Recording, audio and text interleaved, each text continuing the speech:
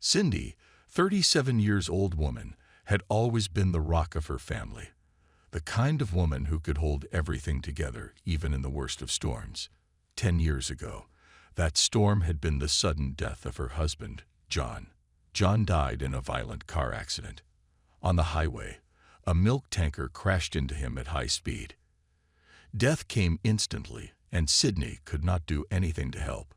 God, what a loss it was for her, because John was the love of her life. They had been high school sweethearts, the kind of couple that everyone envied for their unbreakable bond and unwavering love. John's death had left a gaping hole in her heart, one that she feared would never heal. In the aftermath of his passing, Cindy found herself alone with their young daughter, Dorothy. Dorothy was just 10 at the time, old enough to understand loss, but too young to grasp the permanence of it. Cindy remembered the nights she would sit by Dorothy's bed, reading her stories until she fell asleep, only to stay up late into the night herself, crying quietly so as not to wake her daughter. Financially, things were tight. John had been the primary breadwinner, and his death had left them in a precarious position. Cindy took on whatever jobs she could find to make ends meet. She worked as a cashier at the local grocery store during the day and cleaned offices at night. Despite the exhaustion, she never missed Dorothy's school events. She was determined to provide her daughter with as much stability and normalcy as possible. As the years went by, Cindy and Dorothy developed a routine. Dorothy grew into a bright, beautiful young woman with her mother's resilience and her father's big, kind eyes and lips. They had a small house, nothing fancy, but it was filled with love and memories. Cindy made sure of that. Every Sunday, they would bake cookies together, a tradition that started when Dorothy was little. It was their time to bond, to laugh, and to momentarily forget the hardships they faced. Remember this moment with the cookies. One day it will become key in our story. But as Dorothy grew older, Cindy started to feel the pangs of loneliness more acutely. She had devoted so much of her life to being a mother and provider that she had forgotten what it felt like to be a woman with dreams and desires of her own. For almost 10 years, Cindy kept her love for John and could not even look at other men. And in the end, she was focused on raising her daughter. But time took its toll. As we know, it heals any wounds. It was on a crisp autumn day that Cindy met Richard. She was at the local farmer's market, one of the few luxuries she allowed herself. Dorothy was away at college, and Cindy had a rare weekend to herself. She was inspecting a basket of apples when she felt someone watching her. She looked up and met the gaze of a man with striking blue eyes and a warm, inviting smile. "Those are the best apples you'll find here," he said, pointing to the basket she was holding. "They're my favorite." Cindy smiled politely, feeling a bit flustered. "Thank you. I'll take your word for it." The man extended his hand. "I'm Richard." "Cindy," she replied, shaking his hand. They talked for a while, and Cindy found herself laughing more than she had in years. Richard was charming, intelligent, and genuinely interested in what she had to say. He was a breath of fresh air, a reminder that life could still hold surprises and joys, even after all the pain. As the conversation flowed, Richard suggested they take a walk in the nearby park. Cindy hesitated for a moment, but found herself agreeing. There was something about Richard that made her feel comfortable, even in the damp, chilly weather of fall. They strolled through the park, their breath visible in the cold air, the leaves crunching underfoot. The path to the park's lake was particularly slippery that day, covered in wet leaves and mud. As they walked down a gentle slope towards the water, Cindy's foot slipped, and she felt herself losing balance. In a split second, Richard's strong hands were around her waist, steadying her. "Whoa, careful there," he said, his voice filled with concern. Cindy looked up at him, her heart pounding not just from the scare, but from the closeness of the moment. His eyes were sincere, his smile reassuring.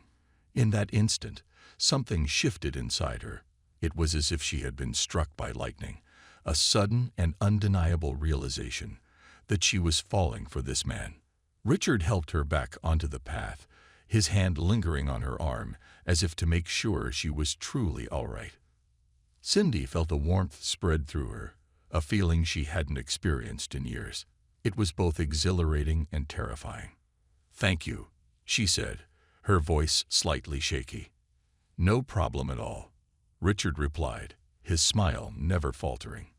"I'm glad I was here to catch you." Cindy returned home that night, her cheeks flushed from the cool autumn air and the excitement bubbling inside her. As she stepped through the door, Dorothy, who was home for the weekend from college, immediately noticed the change in her mother. Dorothy had been engrossed in her textbooks, but the sight of her mother beaming drew her attention instantly. Dorothy couldn't help but notice the difference in her mother. Cindy, usually composed and reserved, was radiating joy. Her eyes sparkled, and there was a lightness in her step. Dorothy, filled with curiosity, put her books aside and approached her mother with a look of eager anticipation. Cindy tried to contain her joy, but the smile on her face was uncontainable. Dorothy's eyes sparkled with intrigue as she waited for her mother to explain the source of her happiness. Cindy, feeling the warmth in her daughter's gaze and the urge to share her newfound joy, motioned for Dorothy to join her on the couch. They sat down, the living room lit softly by the lamps, creating a cozy and intimate atmosphere perfect for their heart-to-heart. Taking a deep breath, Cindy began to recount her evening. She described meeting Richard at the farmer's market, their impromptu walk in the park, and the way he had caught her when she slipped near the lake. She spoke of his charm, his kindness, and how he made her laugh. Cindy's words flowed with a sense of wonder and excitement, her hands gesturing animatedly as she shared each detail. She told how they met in a store buying apples, then walked in the park, and how he caught her in the autumn slush. Dorothy listened intently, her heart swelling with happiness for her mother. She could see the transformation in Cindy, the way Richard had brought back a spark that had long been extinguished. Dorothy was thrilled to see her mother so alive and vibrant, and she couldn't wait to learn more about this man who had captured Cindy's heart. Dorothy's mind raced with questions about Richard, eager to know everything about the man who had brought such joy into her mother's life. Cindy, seeing the genuine happiness and curiosity in her daughter's eyes, felt a sense of relief and gratitude. She had been hesitant to share this new chapter of her life, but now, sitting there with Dorothy, she knew it was the right decision. The evening turned into a cherished memory for both of them, a moment of bonding and mutual understanding. Cindy's heart was full, not just from her budding romance with Richard, but also from the support and love she felt from her daughter.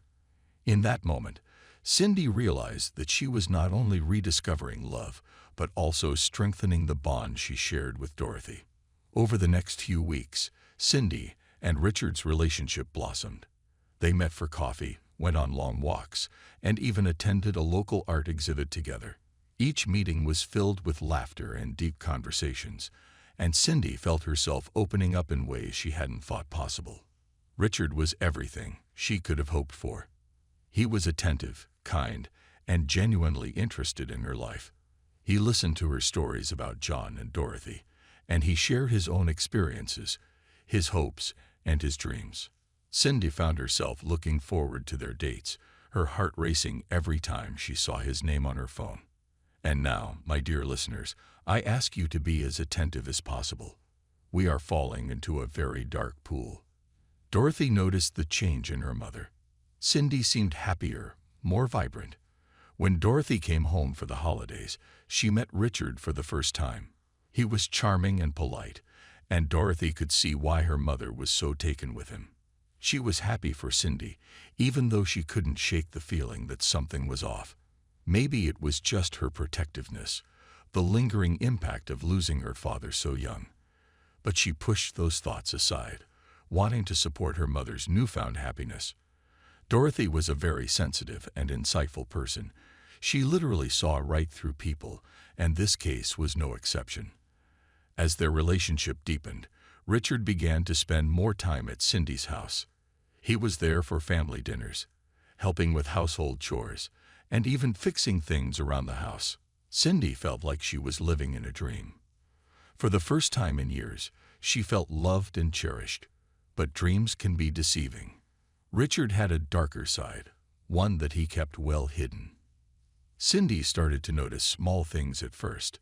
A quick temper, a controlling nature. He would get upset if she made plans without him or if she talked to other men, even casually. He would apologize afterward, of course, blaming stress or fatigue, and Cindy, wanting to believe in the man she had fallen in love with, would forgive him. Richard and Cindy's relationship continued to flourish, much to Dorothy's delight. Richard, at first, was incredibly polite and respectful whenever Dorothy was around. He focused almost exclusively on Cindy, engaging her in conversation and showing genuine interest in her life. Richard's presence seemed to bring a new energy into their home, and Dorothy was happy to see her mother so content. Initially, Richard's behavior towards Dorothy was almost distant. He treated her like any other guest might treat their host's child, with polite disinterest. He would greet her warmly but briefly, always ensuring that his attention remained on Cindy. This made Dorothy feel comfortable, as Richard's focus on her mother seemed to confirm that his intentions were sincere and his affection genuine. However, as weeks turned into months, Dorothy began to notice subtle changes in Richard's behavior. It started with small, almost imperceptible gestures. During their family dinners, Dorothy caught Richard's gaze lingering on her a bit too long. When they exchanged pleasantries, his eyes seemed to hold a certain intensity that made her uneasy. At first, Dorothy dismissed these observations as paranoia. After all, Richard had been nothing but respectful to her mother and her. She didn't want to spoil a happiness that had returned to their household. But the uncomfortable feeling persisted and grew stronger with time. Richard's interactions with Dorothy became more frequent and intrusive. What used to be a polite nod or a casual greeting evolved into more prolonged and intimate touches. He would place his hand on her shoulder and leave it there a second too long, or his fingers would brush against hers when passing her a dish at the dinner table. These seemingly innocent touches began to feel calculated and deliberate, especially for Dorothy, who was a very anxious and empathic person. At first, Dorothy dismissed these observations as paranoia. After all, Richard had been nothing but respectful to her mother and her. She didn't want to spoil a happiness that had returned to their household.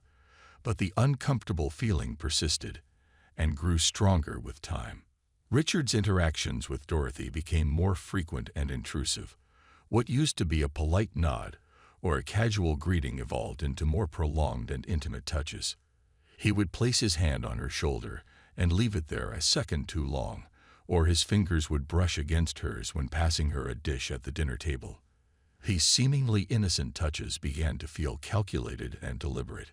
Dorothy's discomfort grew with each passing day. She tried to avoid being alone with Richard, but it became increasingly difficult as he found more reasons to be around her. When her mother was in another room, Richard would strike up conversations with Dorothy, asking her about her college life and personal interests. His tone was friendly, but there was an underlying intensity that made Dorothy's skin crawl. Cindy, blissfully unaware of these subtle shifts, continued to revel in her relationship with Richard. She was happier than she had been in years, and Richard's charm and attentiveness made her feel cherished and loved. Dorothy didn't want to ruin this happiness, but the growing sense of unease was becoming too hard to ignore. One evening, Richard offered to help Dorothy with her homework. It was a simple gesture, but Dorothy felt a knot form in her stomach. She reluctantly agreed, hoping that her discomfort was all in her head. They sat at the dining table, Richard's presence close and overwhelming. As they worked through the problems, his hand would occasionally rest on her back, sending shivers down her spine.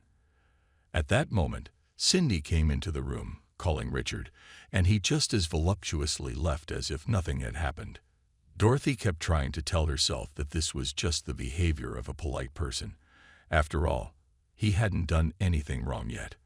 Remember my reminder to you that you need to remember the day the girls make cookies. Now be careful.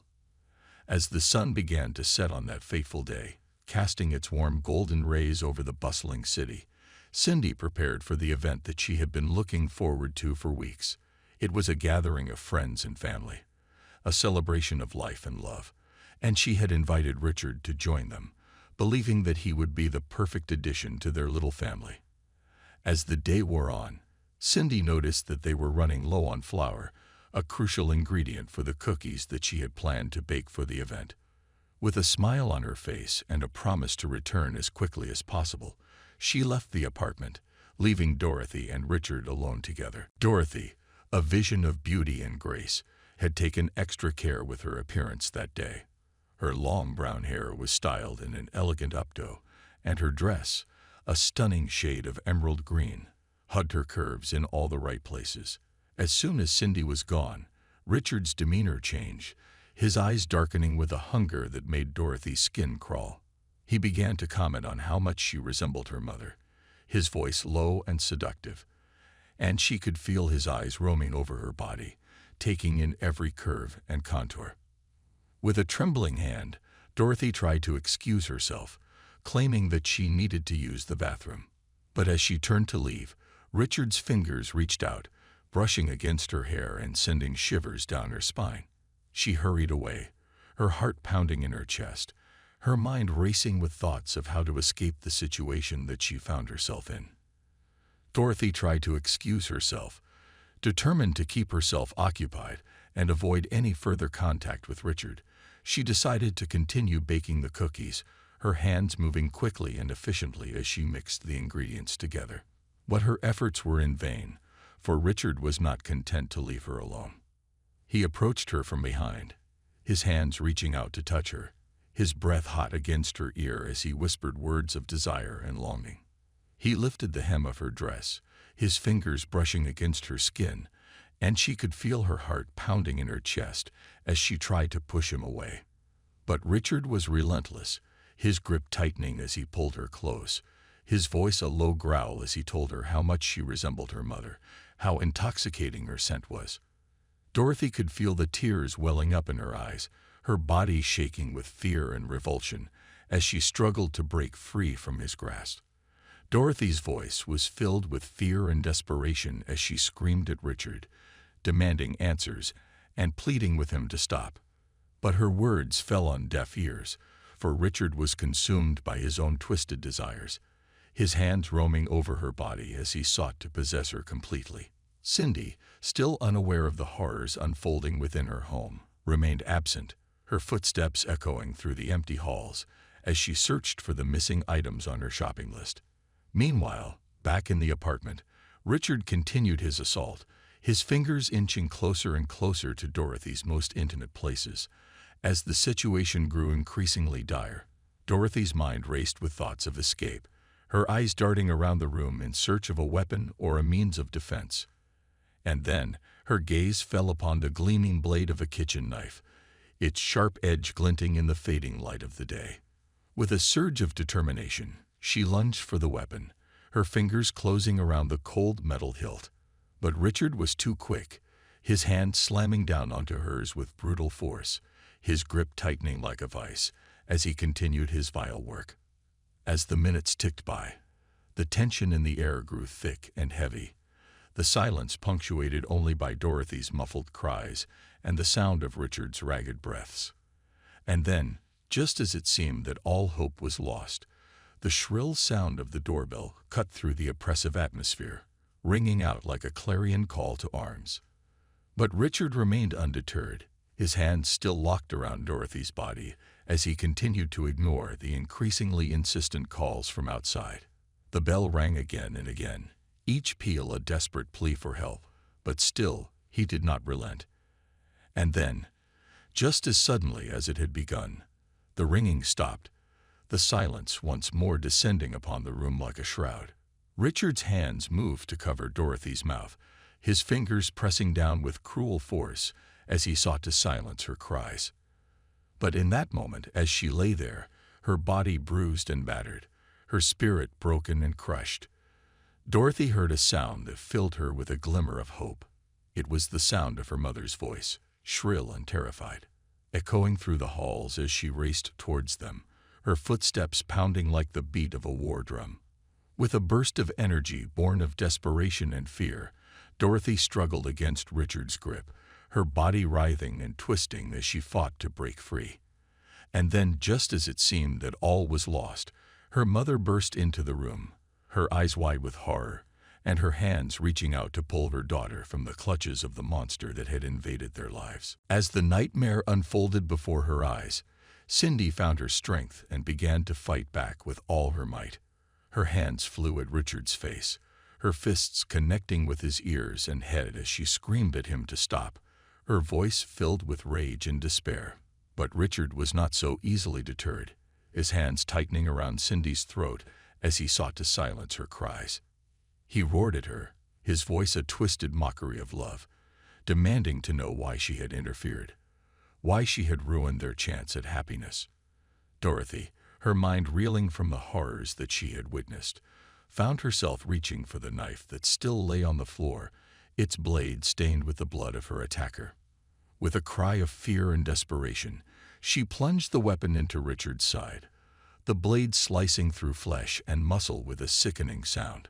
Again and again, she struck, her movements fueled by a primal need for survival, her eyes wide with terror as she watched the life drain from Richard's body. And then, as the knife became lodged in his flesh, she fell to the ground, her body shaking with sobs as she clutched at the wound in her chest. Richard, his strength fading with each passing moment, tried one last time to attack Dorothy, his fingers grasping for her hair as he sought to drag her down with him. But his grip was weak, his body racked with pain, and he fell to the ground beside her, his life slipping away as the blood flowed from his mouth. Cindy, her own wounds forgotten in the face of her daughter's pain, gathered Dorothy in her arms, her voice soft and soothing as she whispered words of comfort and reassurance. And then, with a strength born of a mother's love, she reached for the phone and dialed the emergency number, her fingers trembling as she waited for the help that they so desperately needed. When the police and ambulance finally arrived, they found Cindy and Dorothy huddled together on the floor, their arms wrapped tightly around one another as they wept for all that they had lost.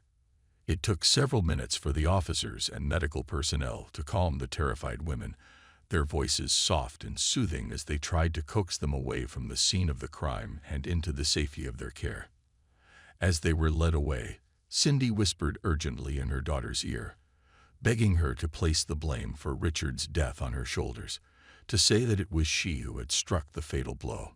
But Dorothy, her mind still reeling from the horrors that she had witnessed, could not bring herself to lie, her voice trembling as she recounted the events of that terrible day, her heart heavy with the weight of all that had been lost.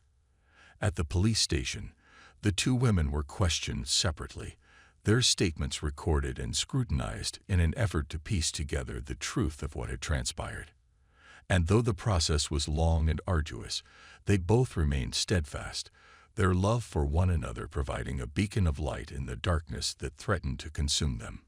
In the weeks and months that followed, Cindy and Dorothy would face a multitude of challenges as they sought to rebuild their lives in the wake of tragedy. They would attend therapy sessions, their hearts and minds slowly healing as they worked through the trauma of their shared ordeal. And they would lean on one another, their bond stronger than ever, as they faced the world with courage and with hope. After a lengthy trial, the court carefully considered the testimony of both Cindy and Dorothy, weighing the evidence presented and the harrowing details of the events that had led to Richard's death. And in the end, they reached a conclusion that would forever change the lives of the two women. It was revealed that Richard had, in fact, been diagnosed with a host of mental illnesses, including psychopathy, sociopathy, and borderline personality disorder.